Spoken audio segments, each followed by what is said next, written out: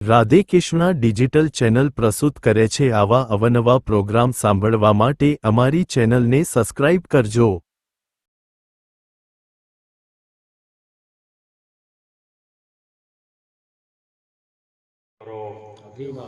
અભિમાન ઉનાળાનો દાડો જાય છે, પાનખર ઋતુ ખરી અને બીજી લીલી કૂંપળો ચાલુ થઈ છે। શિવરામ મોરે આવશે, ફળે આવશે, કેરીઓ આવશે, પણ આપણામાં કૂંપળ બીજી ફૂટે છે કે નહીં ફૂટતી આપણે વર રાખવાની। અમારું અબજીરોમનો હાલ વાત થઈ કીધું આખી જિંદગી વાણી બોલ બોલ કરવું છે કે એમાંથી બહાર નીકળવું છે હે।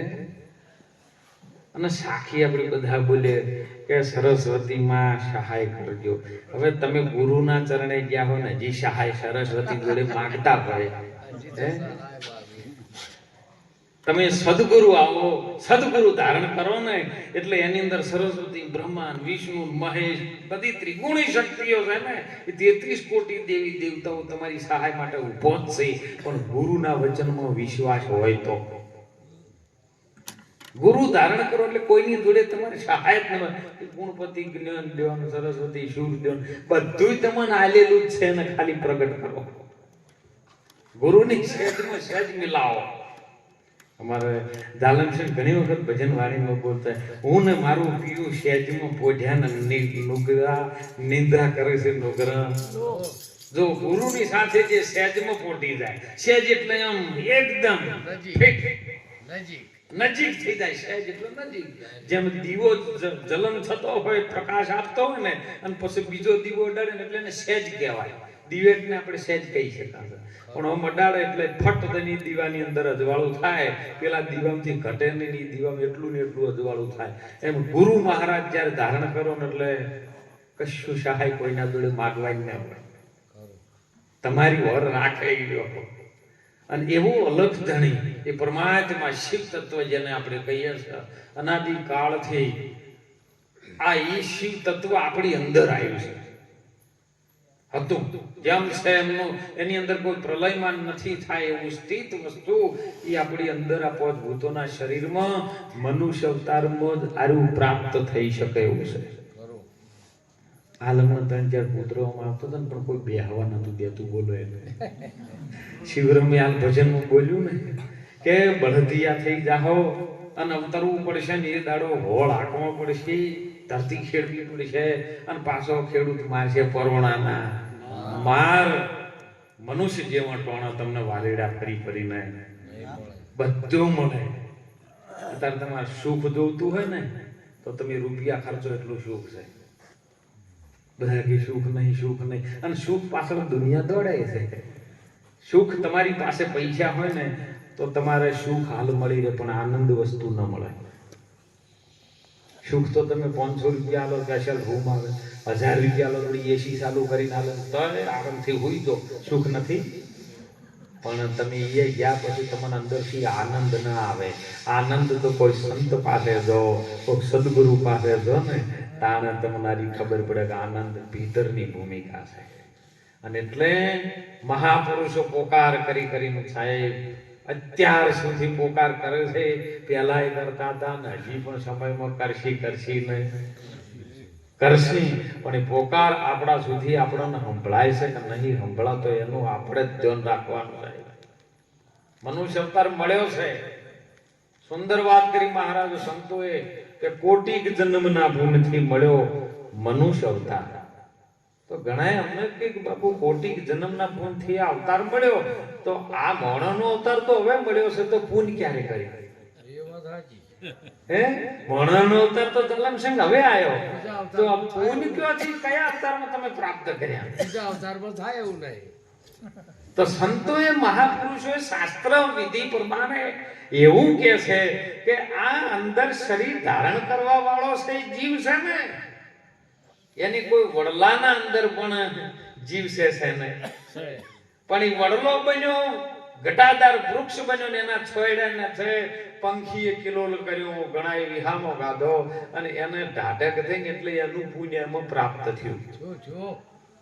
કોઈ ગાયના શરીરની અંદર આ જીવાત્મા ગયો એના બછડાને દૂધ ન પીવા દીધું અને ઈ દૂધ 10 લીટર તમને દોઈને પાયું, અમૃત પાયું, એમાંથી તમને એનું પુણ્ય થયું અને એમ કરતા કરતા કોટી પુણ્ય મળ્યું અને એમાંથી દેહ છૂટી ગયા અને છેવટે પ્રારબ્ધનું બંધાણું ને એ વખતે તમને મનુષ્યનો અવતાર આવ્યો, ઉત્તમ યોની મનુષ્યની, અને એમાંથી 9 માસ માએ સિંચન કર્યું.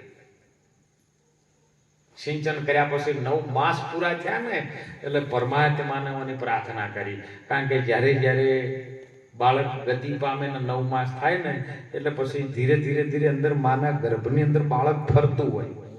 7 મહિના થઈ જાય એટલે ફરવાનું ચાલુ થઈ જાય અને ધીરે ધીરે આખું શરીરનો જે ભાગ ઊંચો મસ્તકનો હોય ને એ ઘૂમેડીને આખો ગર્ભાશયની અંદર આ પગ છે ઊંચા જતા રહે અને મસ્તક નીચે આવે ને એ વખત એને તકલીફ બહુ થાય અને એ વખત પોકાર કરે.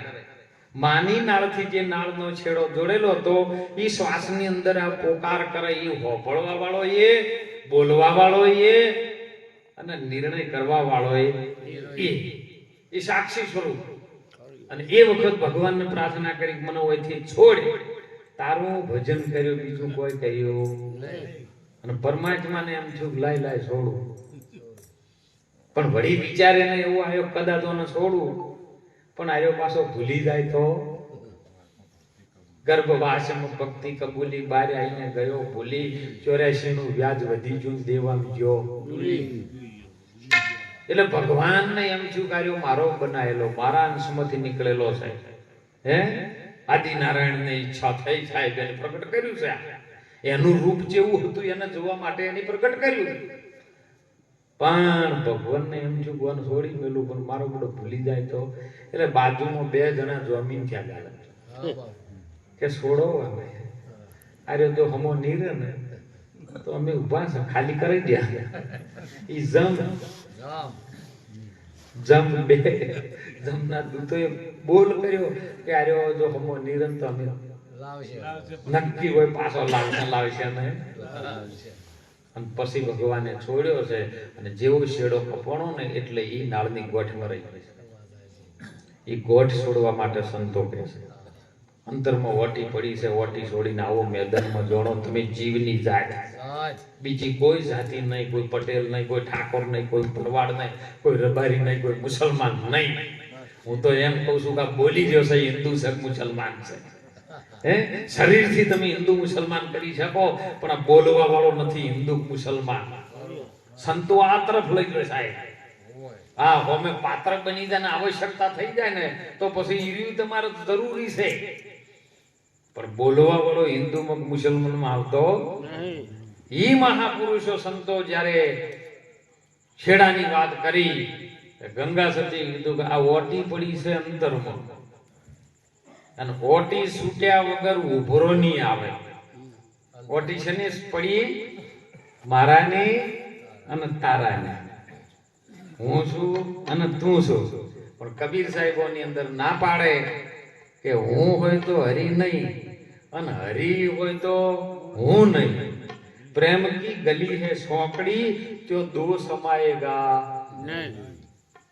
દૂધમાં ઘી છે સાહેબ પણ તમે જોવો તો દેખાય નહીં, પણ એમાં ડાયરેક્ટ દીવો કરો તો થાય, પણ એને જમાવતા જો આવડી જાય, જેને જમાવાની યુક્તિ જડી છે. ગુરુ મહારાજે ચાવી આલે એક છાશના સોટાની અને સાહેબ એ દૂધમાં કરીને નાખી એટલે એ જોમી જાય, પણ જમાવાની જેને યુક્તિ ના આવડતી હોય તો પછી હે આ તો જેને યુક્તિ ગુરુ મહારાજે શીખવાડી એને જોમી જી સાહેબ. અને જોમ્યા પછી એને ગુરુ મહારાજે એવું ધર્મ અર્થ કામ અને મોક્ષનું એવું વલોણું આલ્યું કે ઓનાથી તું આ દહીંનું મંથન કર. અને મંથન કર્યું સાહેબ. મંથન કર્યા ચેડ જો 3 ભાગ જુદા જુદા પડે. સદગુરુ મહારાજ પણ આપણને જ્યારે ઉપદેશ આપે ને તારા શરીરના 3 ભાગ જુદા કરી નાખે. રજસ ગુણ પણ તું નથી, સત્વ ગુણ પણ તું નથી અને તામસ ગુણ પણ તું છે. જો બોલે બોલાવે ને સબ ગઢમાં બોલે એ શું નામ છે, કેમ કે બોલે એ નામ છે ને બોલાવે પણ એ નામ છે. હવે જે પ્રકૃતિના હિસાબથી જે ઈશ્વરની કલ્પનાથી બન્યું છે એ મનથી બનેલું એ છે રૂપ છે, એ માયા છે વચ્ચે જે ગવાય છે, ખવાય છે, પીવાય છે, ઘસાય છે, એ બધો એનો ગુણ છે સાહેબ. હવે સંતો એમાં એમ કહે છે કે નોમ, રૂપ અને ગુણ આ ત્રણથી પર. નોમ, રૂપ, ગુણ ને ચોથું પદ છે અવિનાશ. એ અવિનાશીના પદને જે જાણે એ હરિનો થઈ જાય. હરિ નહીં હો, હરિનો દાસ થઈ જાય. એક તલાવડું હોય ને, પણ તલાવડાની અંદર પાણી ભરેલું હોય પણ એ દરિયાનો મુકાબલો ન કરે. અને દરિયાનો જો મુકાબલો કરવા જાય, આ તો આપણને કેવું દાલન છે ખબર? આપણને જ્યારે આપણાથી ચડિયા તો ખમવું પડે ને તાણ આપણને ખબર પડે. ગામમાં બધા અમે ભજન વાણીમાં આવ્યું હતું કે ખાટા રે ખાબોચિયાની ડેડકી શું જોણે સમુદ્ર વાળી. ડેડકી ને એમ કે મજા છે મજા છે, પણ એનાથી મોટો દરિયો જયારે હોમો આવે ને ત્યાં ખબર પડે કે આ તો કોઈ નહીં. તાણે દરિયો ઠરેવો છે ને નહીં ઠરેવો જીવે. અને એટલે સંતો આપણને જગાડે છે કે હાલ તને મળ્યો છે ને એમાં કઈ કરી લે. નહીતર સંતો કહે છો ભજનમાં કે એ તું આયો ત્યારે વમાં શું લાયો, અને તું જઈશ ત્યારે શું લઈ જાજે. મન વણધારા વણઝુરે કરી નથી જોયો, અને બધો લાભ તે ગુમાયો. જીવ 9 મહિના તું ઉદર રહ્યો અને ભક્તિ કબૂલીને તે જન્મ ધર્યો. હે મન વણધારા, આયેલો જન્મ તે ગુમાયો. લાભ હતો તારા માટે, ઉત્તમ લાભ હતો, પણ ત્યાં વાતને સમજ્યો નહીં અને આખું જીવન એમને એમ જતું રહ્યું. સાહેબ હું તો દરેકને વિનંતી કરું છું કે આપણો મનુષ્યનો અવતાર મળ્યો છે ને, અને એમાં ભારત ભૂમિમાં મળ્યો છે ને, એનાથી આપણે ભાગ્યશાળી બીજા ના હોઈ શકે. ભારત ભૂમિની અંદર આપણને મળ્યો છે ને, ભારત ભૂમિ તો ઋષિઓની મુનિઓની ભૂમિ છે સાહેબ, સંતોની ભૂમિ છે, શૂરવીરોની ભૂમિ છે. ખૂબ જાગજો, તમારા પરિવારને બચાવવાની બહુ મહેનત કરજો. ભાઈઓથી પ્રેમ રાખજો, હેત રાખજો, એકતા રાખજો. એકતાની અંદર જે સંગઠન શક્તિ છે ને એ બાપુ વિશ્વમાં બીજી જોઈ નથી. કીડીઓ એકતા કરે, કીડીઓ. અને ઘણી વખત કે બાપુ આપણે બધા તો જો સ્કૂલમાં ભણવા જા, પણ તમે કીડીઓ જોજો, બાજરીના દોણા લઈ જાય, ધર્મ લઈ જાય, અને પછી વાતાવરણ ભેના જેવું થાય ને એટલે ખબર પડે કે વરસાદ આવશે ને, એ પહેલાથી દોણા બહાર કાઢવા માંડે. કીડીઓ લાઈન થઈ જાય બધી, તમે જોજો, નક્કી કરજો લેબોરેટરી કરજો. એ કીડીઓની લાઈન થાય, બધા દોણા લઈ લઈ લઈ લઈને બહાર કાઢી. ચમ ખબર છે, મોય ભેજવાળું વાતાવરણ થાય, બાજરી ઉડી જાય તો એને ખાવાનું કોમની ના રહે. બોલો હોય ને આવું માઇન્ડિશ મગજ કની આપી. બાજરીનો દોણો આખો છે, ભેજમાં ઉગી જાય. તમે જોજો ધોણા 4 કટકા કરી, ધોણા ડાલના 4 કટકા કરી. એને ખબર કે 2 કટકા કરે ને તોય આવી ઉગી જાય. ધોણા જે નાખે ને એમ 2 કટકા થાય તો ઉગી જાય. ધોણાને જયારે 4 ટુકડા કરે તો આ કીડીને આટલું બધું સાયન્સ કને ભણાયું કો. खुदा तेरी अकलित माया भेद किसी न पाया, जो समझ गया उसका भेद हो गया दीवाना. होय कोई वहाँ मूर्ख के डाया, नजरबंदी का खेल तूने कैसा रचाया. पाखंडी सिरसाया, सच्चा बोले सबका वेरी और झूठे जग भरमाया. खुदा तेरी अकलित माया भेद किसी न पाया. પરમાત્માના ભેદને પામવાની કોઈની તાકાત નથી, પણ મનુષ્ય અવતારની અંદર પરમ તત્વને જાણી લો સાહેબ.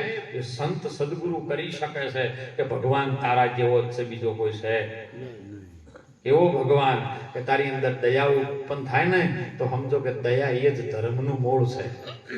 દયા એ જ ધર્મનું મૂળ, પાપનું મૂળ અભિમાન. તુલસી કે દયા ના છોડો જબ તક ઘટ में રહે પ્રાણ. અને એટલે કબીરે કીધું રામ ભજનમાં હાલેલા પ્રાણિયા. પ્રાણને કીધું, કોઈ નાતીવાળાને જાતિવાળા ન કીધું. હાલ રામ ભજનમાં હાલ પ્રાણિયા, જગમાં થોડકા જીવણા. નર નારાયણ તારી આ કાયા બનાવી છે એમાં નુગરા મત રેણા. આ શરીરની અંદર એવો પરિબ્રહ્મ નારાયણ પરમાત્મા આપણને વાતે વાતે જગાડી રહ્યો છે સાહેબ. જો સીધું ઉદાહરણ આલું, તમે રોડ ઉપર બાઇક લઈને જતા હોય ને અને હોકડો રોડ આવી જાય પણ અમે ટર્બો આવે, બોલો તમને કોણ કહે છે કે બાઇક સેટું રાખવું? હે આપણે ખબર નહીં પડી જતી કે હોય અમે પાછી થવા જેવું નહીં ને કે જ્યાં અમે ટર્બો છે, બોલો અંદરથી કોક તો તમને હોન કરે છે ને. હે તો પરમાત્મા ભીતર બેઠો છે, એને તમે જોવો સાહેબ, એને વિચારો, અનુભવો. અને જ્યારે અનુભવ થશે ને, સંતોએ કીધું કે 4 પોર ધંધો કરે, 3 પોર રહે હોય, 1 પોર જો પ્રભુ ન ભજે તો ફિર મુક્તિ ક્યોથી હોય. આખો દિવસ માણસને એટલી બધી હાલ હાઈ ફાઈ જિંદગી બની ગઈ છે ને સાહેબ, સવારે દિવસ ઉગે ને કે રાતના 4 વાગ્યા સુધી પૈસો પૈસો પૈસો પૈસો પૈસો. પણ તમે વિચાર કરજો, જ્યારે પથારીમાં આપણું શરીર પડશે ને, ગમે એટલા રૂપિયા છે ને, તો આપણો પરિવાર વાળા ડોક્ટરો એમ કે કાર્ય હવે કોમમાં આવે એવા નહીં. જાણે બધા શેઠા બેસીને પછી નિર્ણય કરશી કે હવે આ પૈસા એના ભેળા કરેલા છે, આપણે એને સારું વાપરવા ના પાડી. પછી કોઈ કહીએ દી હવે થોડા દાડા મેં મનજિંદા શું હવે ખોટો ખર્ચો કરવો, એના કરતી મોટો મેળાવડો કરશે ને જાદુ જતો બોલાવશે. એટલે આનંદ કરી લો, અને આનંદ તમારી ભીતરની ભૂમિકા છે. સવારામ બાપાએ કીધું, તીરથ વરત તું બહુ કરે જાય બદ્રીના બેઠે, 12 વાસના બહુ ફેલાવે નજર ન રાખે મોય નેઠે, પણ આદમ તો અંતરમાં રહેશે ને ભજન કરો તો ભેટે. દિલ દરિયામાં તમે મારો ડૂબકીને સિદ્ધને ફરો શેટે શેટે. દાસ સવાના ગુરુ ફુલગર મળી ગયા, નાદ ને બૂંદ ને વચ્ચે નેઠે. નાદનો જે અવાજ ચાલે ને બૂંદનો જે અવાજ ચાલે છે ને, એના મધ્યમાં નેઠો છે. એ નેઠામાં તમને પરિભ્રમ નારાયણ મળે. એ શિવ તત્વનો પવન છે, એમાં તમારું ધ્યાન લાગી જાય, એમાં તમારી કદાચ સુરતા લાગી જાય તો સમજો કે આપણો બેડો પાર સાહેબ. એટલે હું તો દરેક વિનંતી કરું છું, કાલનો ઉનાળાનો સમય ચાલુ થઈ ગયો છે. જોજો હો શિવરામ, લેબડાની અંદર પોનખર ખરી ખરી ખરી નવી કૂંપળો મોર ચાલુ થઈ ગયો. હવે એમાં લેબુ